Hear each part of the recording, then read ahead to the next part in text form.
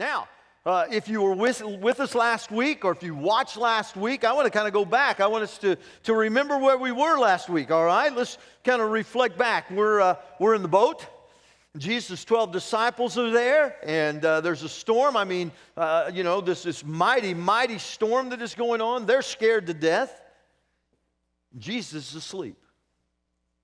And he's asleep. Now, I don't know what this boat must have looked like. I have to imagine that possibly, it's big enough that, that there are 12 guys on there, and they're pretty, they feel pretty comfortable to be on this boat together. And obviously, they're maybe in the back. We know that he's asleep in the back. Says on a pillow that maybe there's some sort of tarp or some sort of covering back there. And again, I said in my imagination, I just see Jesus, as they start across the lake and they're moving there. And we'll point out, he said, let's get in the boat. Let's go to the other side of the lake. We're going to cover that finally. Let's go to the other side of the lake. So, I see him just kind of, maybe he's just nodding off. You've ever been in a boat, maybe in the evening time, and it's moving real slow. He said, the waves are just lapping up on the side of the boat, and it's just nice. Some of us need an ambient sound when we go to sleep. At nighttime, it could be 10 below zero, and I've got my fan going, in the room, and Jesus just kind of slips back there, and he goes to sleep. Man, this storm hits. And I'm sure that as this storm comes, their first thought is we've got the fishermen on here. They've been on storms before. Yes, they have, but it doesn't take very long for them to realize this is a storm greater than we've ever been in before. We've never been through anything like this. They start to try to bail out because the water and the waves are coming up over inside the boat. They think and they say that they're going to drown. And they wake Jesus up with the question, don't you care? We go through our storms of life, and we go through life. Oftentimes, we've said those same things to God. We've gone, don't you care? Don't you care what I'm going through? And the reality of it is Jesus is there all the time. He's there all the time. You get to the 25th verse, after he just simply gets up, he gets up. He doesn't say anything to them. He simply commands the wind and the waves to stop. And suddenly, it says, the wind stopped, the waves stopped. Suddenly, it is calm on the sea again. It's then and there that he asks them the simple question, and I love it in the Message. If you read some different versions, the Message, I like to pick it up every once in a while and read, the same kind of text and see what Eugene Peterson was trying to draw out from there in a paraphrase version. But he says that Jesus looked at him and said, "Don't you trust me? Don't you trust me?" And then in verse 25, where we would have left last week, we'd have gone home to face this week and to realize that God's love and He's faithful to us no matter what we go through. It says there that they were totally amazed. They were totally amazed that they staggered and they stammered for the rest of the evening. Who is this man? Who is this man who can say to the wind and the waves to be still and they obey him? Who is this guy? And that's where we come today. That's where we are this morning. We moved from the 25th verse to the 26th verse, and so we have had to go all evening long. I would have to imagine that, this was not just something at 5 or 6 o'clock in the morning. I would see that once this stills back down, that Jesus went back and got right back where he was at, pulled the blanket back up over his head and said, "I'm going to sleep, boys." And they would have watched in amazement. They were stammering to each other, who is this? Now you have to imagine that as they sit outside, maybe the sky cleared off and the moon is shining, and they keep looking back in there. Who is this? And they're asking, who is this? Who is this? Verse 25 in the New Living Testament that we have says they were terrified and amazed. Fear. Fear is something that has been a part of creation from the very beginning. When Adam and Eve sinned, what did they do? They covered themselves because they were ashamed of their nakedness, and they lived in fear.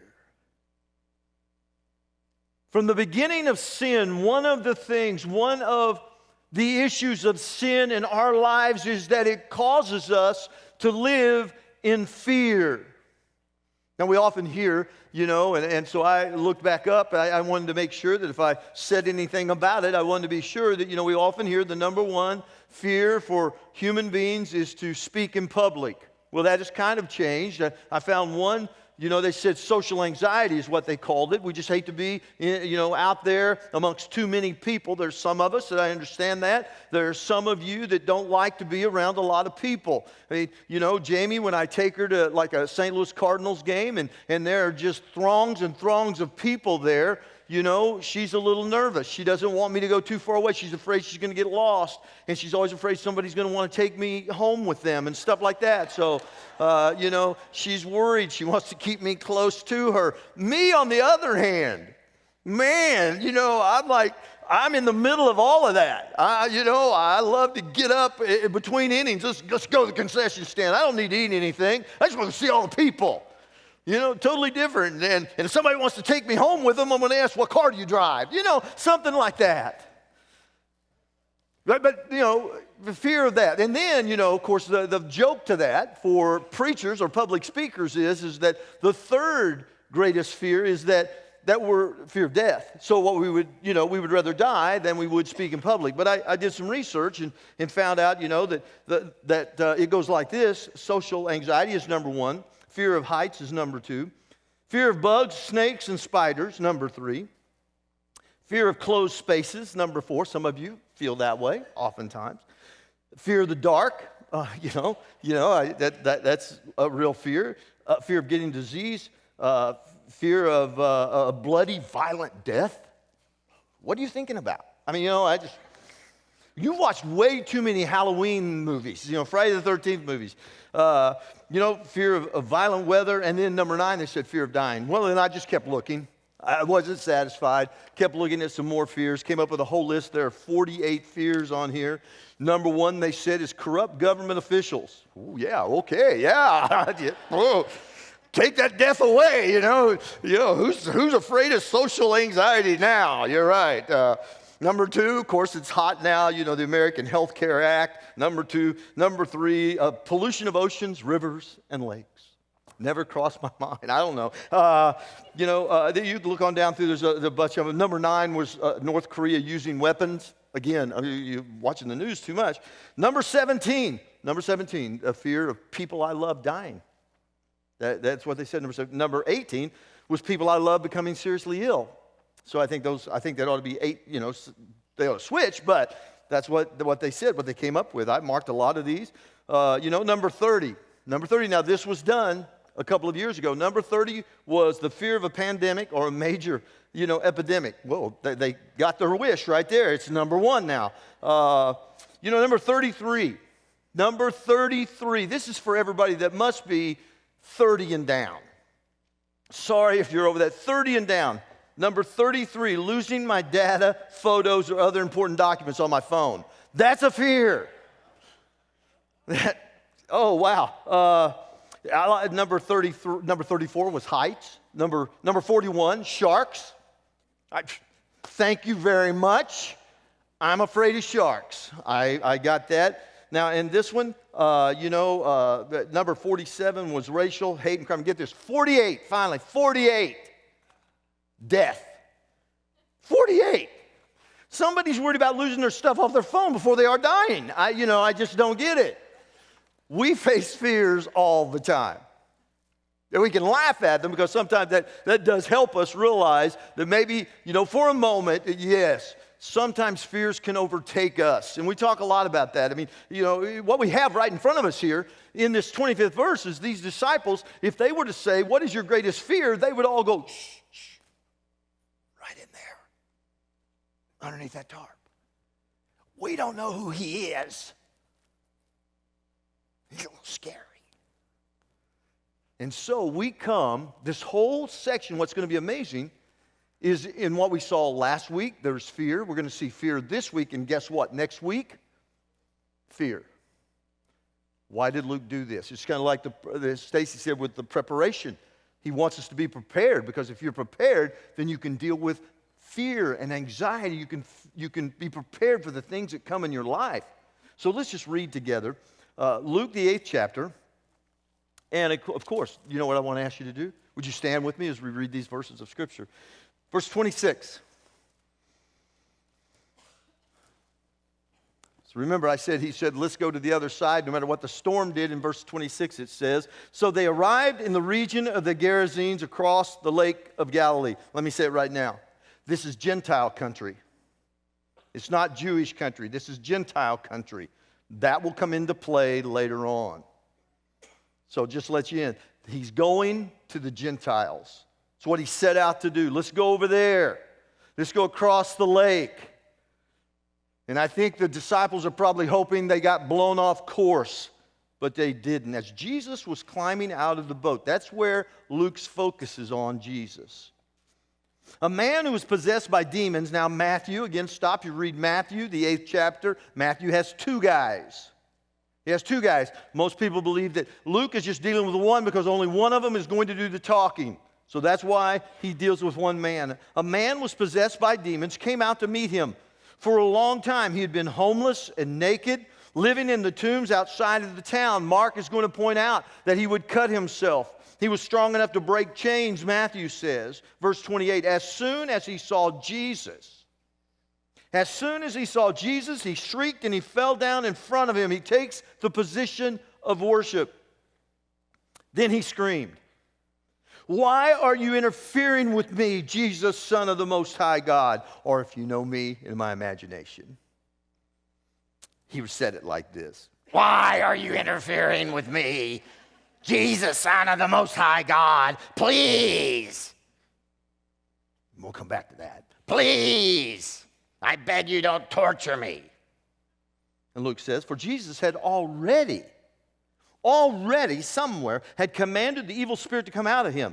And the spirit had often taken control of the man. Even when he was placed under guard and put in chains and shackles, he simply broke them. And he rushed out into the wilderness completely under the demon's power.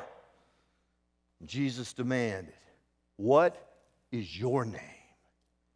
Legion, he replied. He replied, for he was filled with many demons. The demons kept begging Jesus not to send them into the bottomless pit. There happened to be a large herd of pigs feeding on the hillside nearby, and the demons begged him to let them enter into the pigs. So Jesus gave them permission. Then the demons came out of the man and entered the pigs, and the entire herd plunged down the steep hillside into the lake, and they drowned.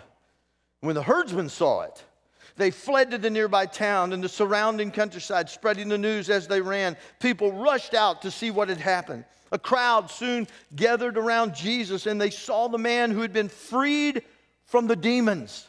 He was sitting at Jesus' feet, fully clothed and perfectly sane, and they were all afraid. Then those who had seen what happened told the others how the demon-possessed man had been healed. And all the people in the region of the Gerasenes begged Jesus to go away and leave him alone.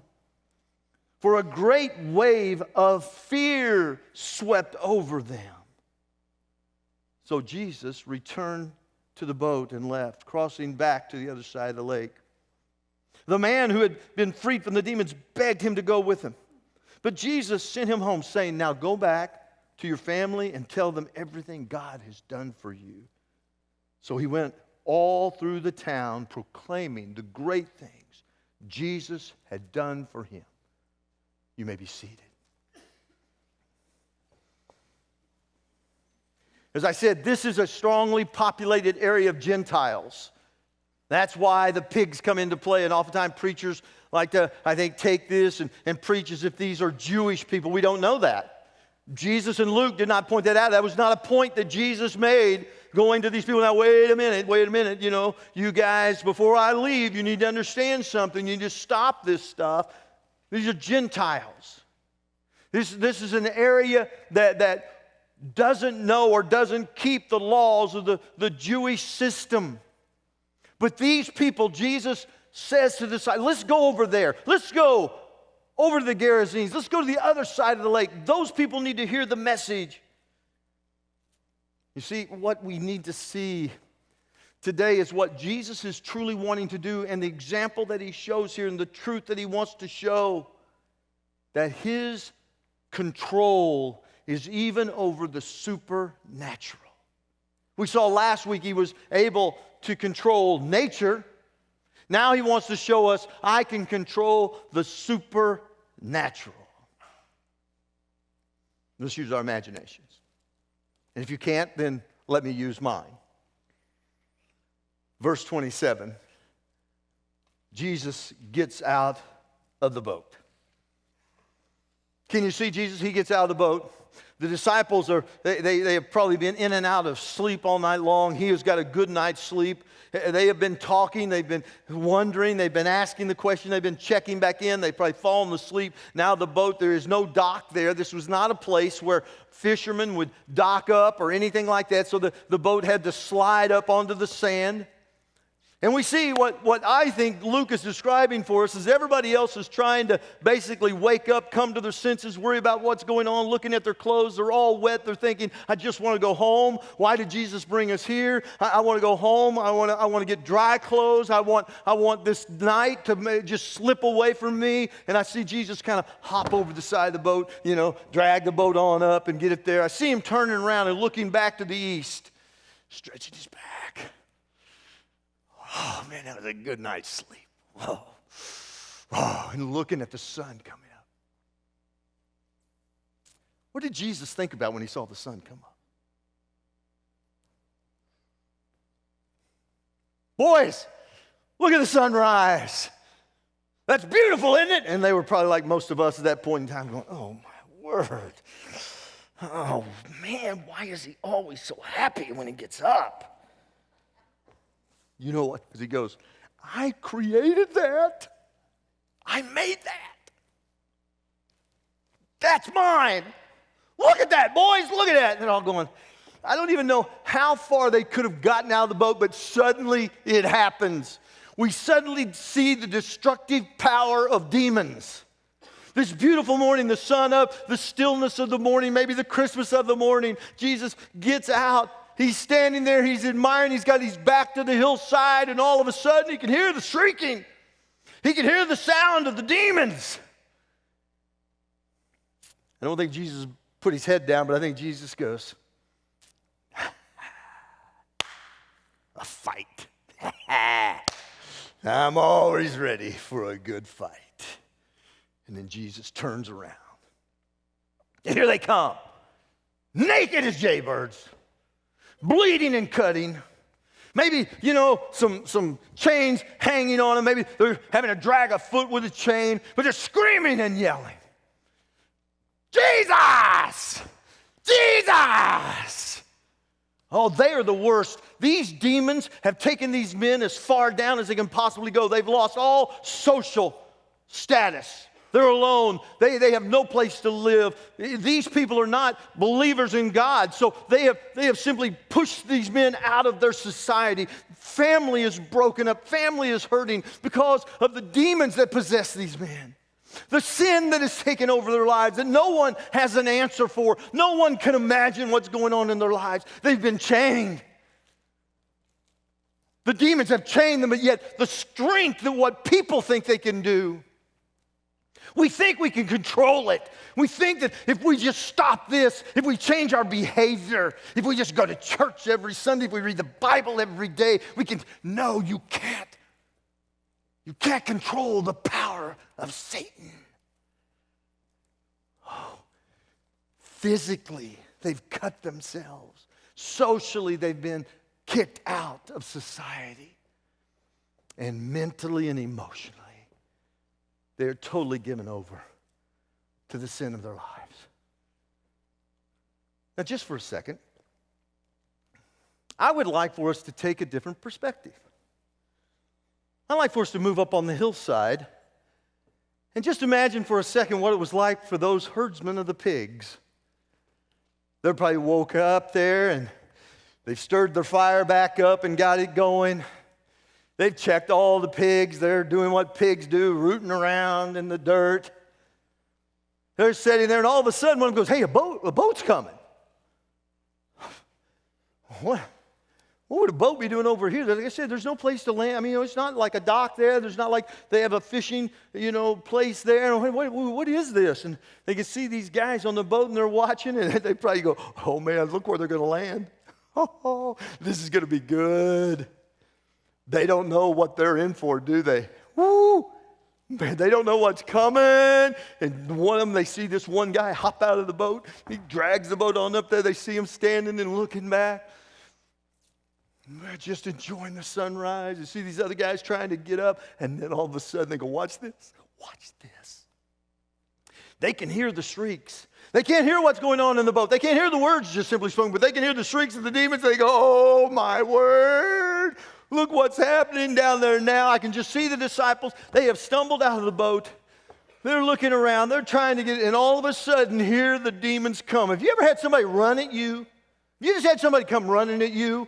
We've got some video of some people that had somebody just run at them. Watch, this is probably what you do.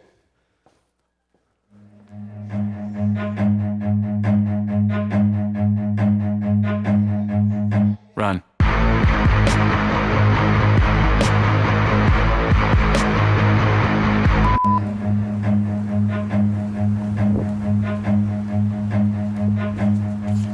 Run.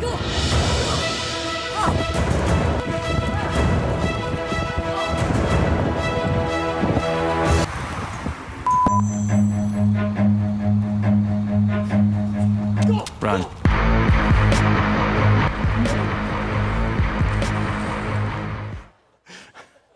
What would you do?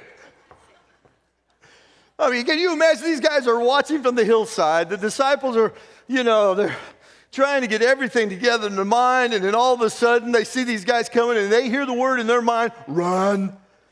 I can see them all diving back in the boat and everything, and then the scene totally changes. Because suddenly these demons, these men, this one man comes running and he dives in the sand on his face in front of Jesus. What were the guys on the hillside thinking? What just happened? What's going on down there? There's a power greater than the demons in their presence. And now we suddenly see the delivering power of the Savior. We see the delivering power of Jesus Christ. For these men, this demon comes running. He saw Jesus, he shrieked, he fell down. I said he took the position in front of him, and then he screamed, why are you interfering with us? Why are you interfering with me, Jesus? You see, demons knew who he was. The disciples have spent the evening, the last few hours, looking back under where Jesus is asleep, and they've been asking the question, who is this guy? And the demons tell them, he's Jesus, Son of the Most High God. You know how they knew that? Because they were there when he created the world. God did not create demons, he created angels. And angels made the decision, you can read about this in Isaiah and Ezekiel. Lucifer, the morning star, because of pride, wanted to take over. He wanted the beauty of God for himself. And God kicked him out of heaven. When you look in Revelation, the 12th chapter, we see that a third of heaven were kicked out of heaven with him. That's where the demons came from. They knew who Jesus was, but they made the choice of evil. They made the choice of sin. They made the choice that we will not humble ourselves before God Most High. And when these demons saw Jesus, they knew what they were in store for. They beg him. I said we'd come back to that word beg.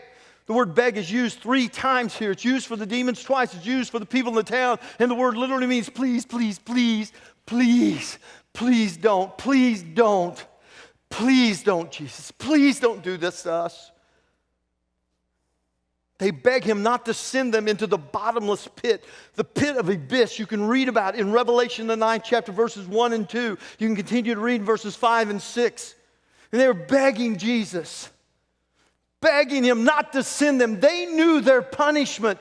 My friends, you see, we live with sin in our lives because we will not ever accept. The church has become today, and people within the church, we don't want to admit that there is a lost world out there, people among us, family and friends, that without Jesus Christ, they will live forever in hell. The demons knew. They knew their judgment. They knew what was going to happen. They knew. And they're begging Jesus, don't do this to us. They try to negotiate with Jesus. Don't we try to negotiate so often? We know that we are caught in our sin. Oh, God, if you just let me out of this, if you just let this pass, God, God, I promise next time. Oh, God, I promise I'll change my life. And these guys negotiated with Jesus. And here's the negotiation. They see the pigs. They know the pigs. They live there. And so they try to negotiate. Don't send us to where our judgment is. Let us go live in the pigs. Send us to the pigs. Now, once again, Jesus goes, okay, go to the pigs. Now, let's just go back up on the hillside. These guys are sitting here. They're going, what's going on? What's going on? I mean, they can see this guy laying before Jesus. We see he's begging Jesus for something. He's begging this guy. What is going on? And suddenly, this guy looks right up at them. Oh, no. Oh, no. What if he says, come down here? I'm not going down there. I'm not going down there. But Jesus just looks. He says, okay. Okay, if that's what you want, go to the pigs. And suddenly, you see these guys sitting here, suddenly they're watching Jesus, they're watching what's going on, and all of a sudden the pigs start. Yeah. How many of you ever grew up on the farm working with pigs? Man, I worked with pigs. They're terrible little animals. Terrible little animals. You do not make friends. Anybody go, well, honey, I wish we had a pot-bellied pig. No, they're pigs. They're not pets. That's just a joke for those of you that have one, have had one, or want one. Go buy one. All of a sudden, they start running around and they're going crazy. These guys probably jump up. They're probably yelling at the pigs. They're trying to herd the pigs. And all of a sudden, all the pigs just take off straight, running down the hillside, over the side of the hill, over into the lake. Now, here's what's amazing. See, I don't know if you've ever thought about it. It says, you see the word drowned? It means they drowned themselves. You know why they drowned themselves? Pigs can swim. Do we have that? I asked this morning, Keith was smiling. Do we have the picture, at least a picture? Pigs can swim.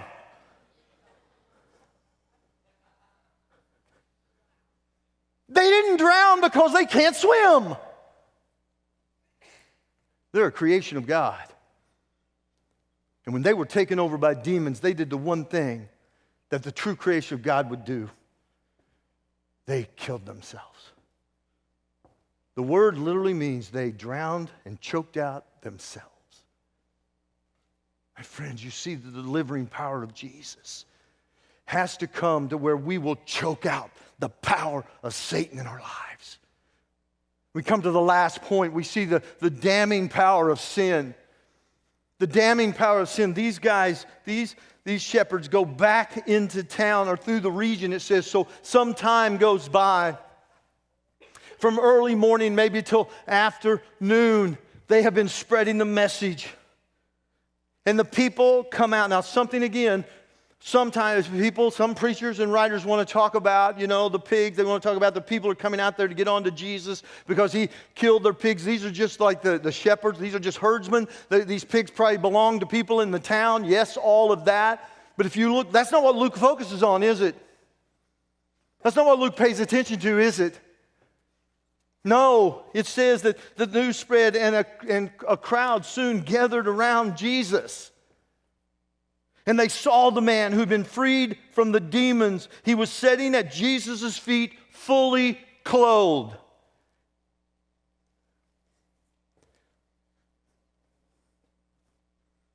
My imagination.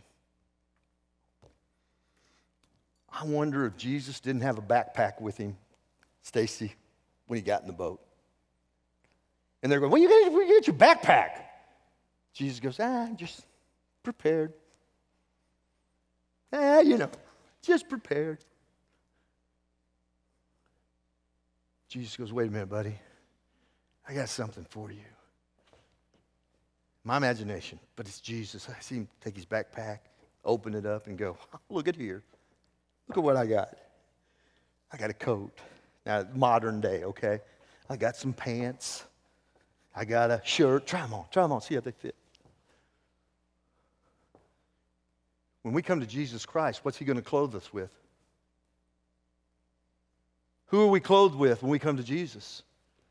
We're clothed with Jesus. You have to imagine, Jesus goes, I got a surprise for you. Not only today are you going to be saved and cleansed, today you are clothed with the cloth and the body of Jesus Christ. But the damning power of sin, now we see it coming. That's the delivering power of Jesus, but the damning power of sin. Then those who had seen what had happened told the others how the demon-possessed man had been healed, and all the people in the region of the Gerasenes begged, there's the word again, please, please, please, please, please, please, go away. For a great wave of fear swept over him. Who is this guy? Who is this man? The demon tells us. He's Jesus, Son of the Most High. When they came out, they didn't come out to reckon and call a day of reckoning for losing our pigs. They came out to see Jesus. And when they saw Jesus, the damning power of sin took over their lives, and they asked him to leave. I'm reading a book about the greatest lie told upon the American church today, and coming towards the end of the book, there's one chapter that I opened up this Thursday after studying and writing the sermon. I opened it up Thursday, and the chapter I came to was Our Dirty Little Secret. I was a little afraid to read it. I'd already read about the great lie that we have accepted upon ourselves, the fact that we cannot change the world. We can change the world, but it has to start right here. It has to start in our hearts totally being transformed by the power of the Holy Spirit. And from here, one person at a time, we begin to share the power of Jesus. But he said our dirty little secret is simply this: we don't want the transforming power of Jesus. We want Jesus to tweak our life a little bit. I want to go to church so I can find out today how to overcome something in my life, how to be a better worker. I want to be a better parent. I don't want Jesus to transform my life. When that happens, three things are going to happen in your life. When Jesus transforms your life, people are not going to like it. People are not going to like it when Jesus transforms your life. Second of all, people will try to make a deal with you. They'll try to make a deal with you. You can change your life, just don't change mine. And third of all, they will finally say, if you don't change your life, you'll face the consequences. And right now, that's where the church is at, my friends. And we cannot change the call of God upon our lives and our hearts today. And the church must be a church and a group of people that have been transformed by the saving power of God. My friends, today, church today, the only way we will find salvation is by submitting to Jesus Christ, of repenting and going back and living the life every day, letting Jesus take control of our lives, letting Jesus have our lives every day. And when these people saw the control that Jesus had and the power of saving power Jesus had over this man, that the demons were gone, the pigs were floating in the Sea of Galilee, they realized who this man was. So we all have a decision today. You individually, me, myself individually, will ask him to leave our hearts and just tweak us. Just tweak me. Don't change me. Or this morning, we'll ask Jesus Christ to transform our lives. No negotiation. There is no, hey, how about this? There is only transformation. Friends, this morning, maybe you need that. Maybe you maybe you want someone to pray over you. Or maybe this morning, you want to give your life for the first time to Jesus Christ. You're online to make a comment there to say, today is the day. I want Jesus in my life. I want to ask you as we stand and we sing that you come. Everything is prepared and ready. People are ready to pray for you. It's all prepared. We've got people ready to pray over you. The question is, will you not negotiate this morning? Will you not ask God to tweak, but this morning, will we say to God, transform my life? As we stand and sing, You Come this morning.